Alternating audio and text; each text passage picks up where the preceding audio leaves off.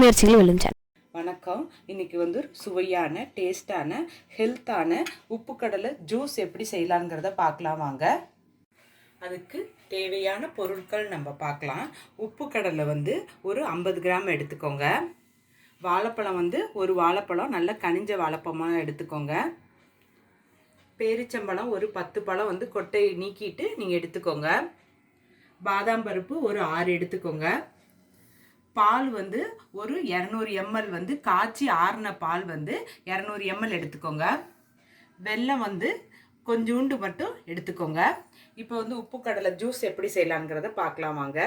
வந்து உப்பு கடலை ஜூஸுக்கு வந்து நம்ம வந்து மிக்ஸி ஜார் எடுத்துக்கோங்க. எடுத்துட்டு இந்த உப்பு கடலையை வந்து இது எல்லாத்தையும் இதில் சேர்த்துக்கோங்க. அடுத்தது டேட்ஸ் எடுத்துருந்தோம் பாருங்கள், இந்த டேட்ஸையும் சேர்த்துக்கோங்க. பாதாம் பருப்பு அதையும் வந்து இதில் சேர்த்துக்கோங்க. வெல்லம் எடுத்துருந்தேன் பாருங்கள், வெல்லத்தையும் இதோட சேர்த்துக்கோங்க. இது வாழைப்பழத்தை வந்து தோல் நீக்கிட்டு இந்த மாதிரி சின்ன சின்னதாக கட் பண்ணிக்கோங்க. அதையும் வந்து இதோட சேர்த்துக்கோங்க.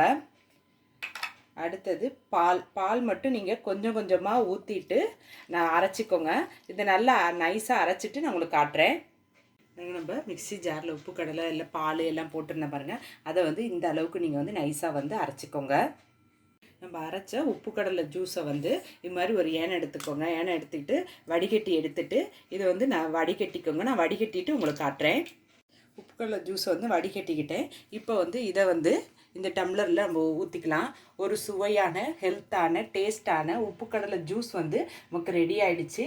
இந்த வீடியோவை பாருங்கள். இந்த வீடியோ உங்களுக்கு பிடிச்சிருந்துச்சுன்னா லைக் பண்ணுங்கள், ஷேர் பண்ணுங்கள். உங்கள் முயற்சிகள் வெல்லும் சேனலுக்கு சப்ஸ்கிரைப் பண்ணுங்கள். நன்றி.